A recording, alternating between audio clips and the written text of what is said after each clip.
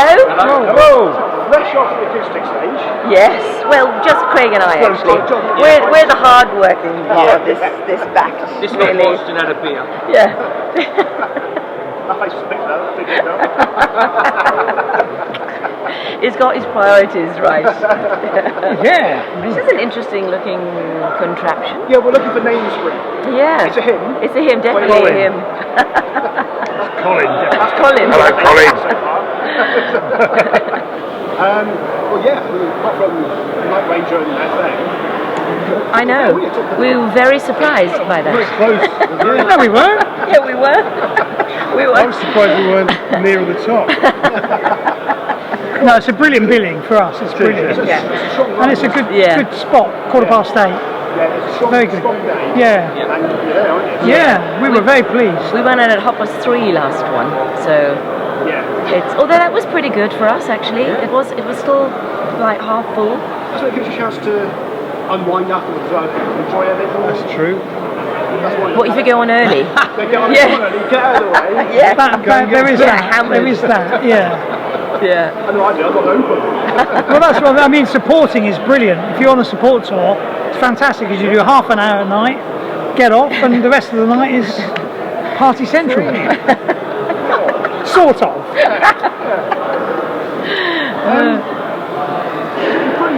You're pretty active since you got back together. Was that 2009? 9. 2009. Yeah. Two albums now. Yeah. Well, new one coming. New one coming next month. On the Yep. way, yeah. That's been last year. Spin? No, No, Spin's it's- coming out next month. It's just been last Yeah. week. Right. So it'll be out April. Oh, excellent. We're Yeah. very excited. That sounds lovely. So Rapture was the first one we brought out when we reformed, and it's been 2 years since Rapture. And Spin comes out just before our next tour when we're supporting FM. Yeah. So that's 20th of April is our next album. Yeah.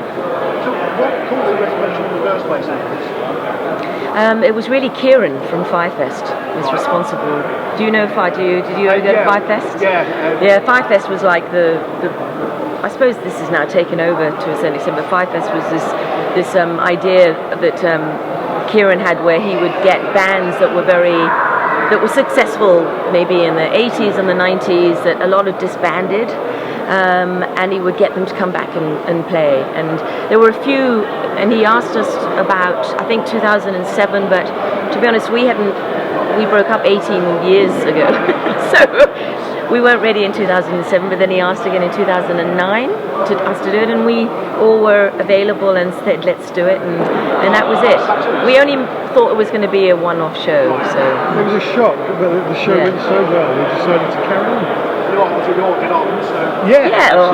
Yeah. No, we do actually. We did a remarkably. warm-up show just before Firefest. We did a warm-up show. Yeah, we did. The horns. And we went on. The first song we did was Wild Child, and we hadn't played a Romeo's Daughter song for what 18 years, let's say. And the reaction that we got from that was just like we were all a bit staggered. And then when we played Firefest, we got such a reaction from that. We just thought, oh, this is enjoyable. Let's just carry on. So See, there was no social media when we were around the first time round. Well, no, I was going to ask. So it's been different. So we didn't even know that Just there were got the people wheel out going. there. Yeah. So it's different now that there's been Romeo's Daughter fans for a long time that we didn't know about because we didn't have a Facebook. We had nothing. There was no Romeo's Daughter fan site or People anything. were told what to listen to, weren't they? absolutely. Yeah. You had like 2 or 3 printed press outlets. Pretty much, yeah. I mean, Yeah. you got a lot of coverage. Blackman stuff around days. Yes, There was like we did. There were a spate of female fronted. Yeah. Well, they're very rare. Yeah. I mean, look here today. I'm the only female-fronted. In fact, I think I'm the only female-fronted band of the whole thing. I think, or maybe not. Maybe heavy metal. I don't know. Maybe there's. They're not fronted. It's very rare. Camelot last night, what they got the dual series. Oh, are they? Oh, okay. But it's still male fronted. Oh. It's male fronted, but they got the female vocalist and all that soprano type of thing. Oh, okay. So, yeah. Okay. But there was a spate, late 80s, early 90s, Femme Fatale, Yeah. Lisa Dominic. Soraya, yeah. Rosa Bubble, that. I've always thought the road past here. Oh, well, that's Thank you nice. very much. It's because of me.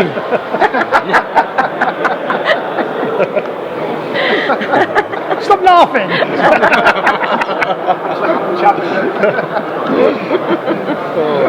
There's something you maintain now as well. It's like never went away, really. You know what I mean? That's what it feels like. It's weird because there was a massive gap. It feels better than ever. Yeah, it was a huge gap. But we got together one afternoon in a little place called School Road.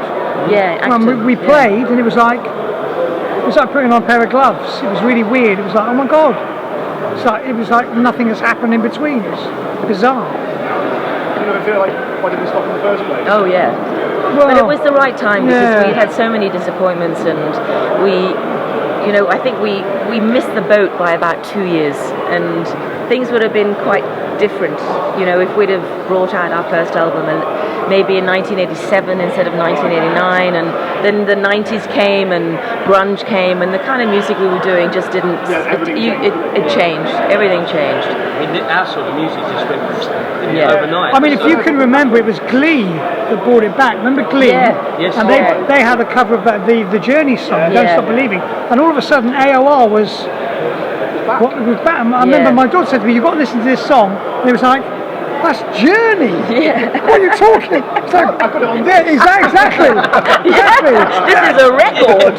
And then 6 months later, and I remember thinking then, all these bands are going to make a comeback now, and sure enough, everyone did, and there's a scene again, which there wasn't for years. And the fact that you sustained several festivals on the back of it. Yeah, fantastic.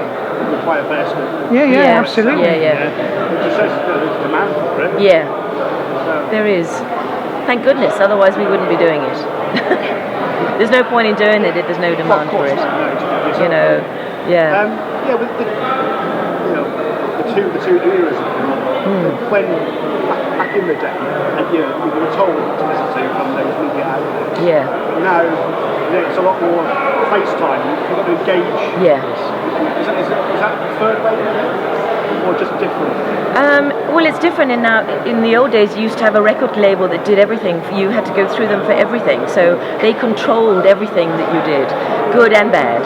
Nowadays, we have no record label. We do it ourselves. We have a distributor, but basically whatever comes out of Romeo's Daughter's page is driven by us. And by that lady over there, thank goodness, who does wonderful things on our Facebook page. And so, you have to be good. You have to have a social media presence, and that's quite difficult. It's easy, it sounds quite easy, but it takes ages to build it up. It does take, maintain it as well. Absolutely. I think we have to work harder. Yeah. Really pushing it. But it's you've got more control. It's good from the fans' point of view. Bands in general. Yeah. Oh, absolutely. Oh, A lot absolutely. more accessible. Yeah. Instant news. Yeah. The one thing I think we lack as far as a record company is concerned is that getting out to the world thing. The money behind advertising, gigs behind advertising. I mean, I'll never forget when we first did, we were doing the demos for the first Romeo's Daughter album, and the gig we played before that was in a pub in St Albans, and we did that gig, we got management, we did the album, and the next gig we did after that was the Marquee, and it was Ram, and I'm thinking, how the hell did that happen? How do they know? How do they know us? And I know. but the thing is with Romeo's Daughter fans is there must be a whole load of fans out there that we can't actually get to, or we're struggling to get to. And I think social media is a fantastic thing, but it has its limitations, and there's only so far you can take it. You need to have something else that will just, like a bit of radio play or a bit of something. That's the bugger. Radio play is just a nightmare to get. Something You can't to get push radio you play. just a little bit further into the bigger arena, if you like. Even radio's fragmented these days, isn't it? Absolutely. Used to have Radio 1. Yeah. That was one rock show. You had another section within that. Yeah. And now you've got online radio. Yeah. And genre specific. But it's all playlisted. Absolutely. So unless you actually are plugged by a record label, it's virtually impossible to get on a playlist. So it's the same issues. We weren't played on Radio 1 the first time because they thought we were too rock. Now it's not even a case of that. Not that we want to go on Radio 1 particularly, because it's not really our genre, but you know, even the rock stations are also playlisted. So it's very difficult to. You just got to keep on ploughing away, and you know, And you you know, can't what just can you give do? your stuff to a DJ and he go, oh, I like that, I'll play it. He can't. He's not allowed. He's not allowed now, you know. I saw a program last night where they had the Undertones and John Peel gave him the record and he played it twice straight up, one after the other. And it's like, God, you just wouldn't get that. You wouldn't get it. So, yeah, that's what, unfortunately, that's where you need a little bit of luck these days, Yeah. you know, just to let something land it in somebody's lap and then go, ooh, I like that, I'll have that, you know. It's just going back to the old days, isn't it? Word of mouth was everything, isn't it? People sharing records. Yeah, Yes. yeah, very, yeah, That's the way I got my music collection. Yeah. yeah, Making records. yeah. It's in the ether now, it's up there, isn't it? You know? It's all Yeah. up there. You just download it now, don't you? Yeah, it's still like, oh right. Still on my mind. Good for you. Glad I did as well. So you've got the tour in May, isn't it? Yeah, first to the 10th of May, opening for FM right throughout the 8 gigs Yeah. over 10 days, right throughout the whole of the UK. Coinciding with the album. That's very much so, yeah. So that's a merch stand, you know? Yeah, we've been desperately getting it ready so that was the case. So I look forward to seeing you tonight. Fantastic, well thank you. Thank you. Lovely. And that's We'll see you later. No problem. Thank you, Rob.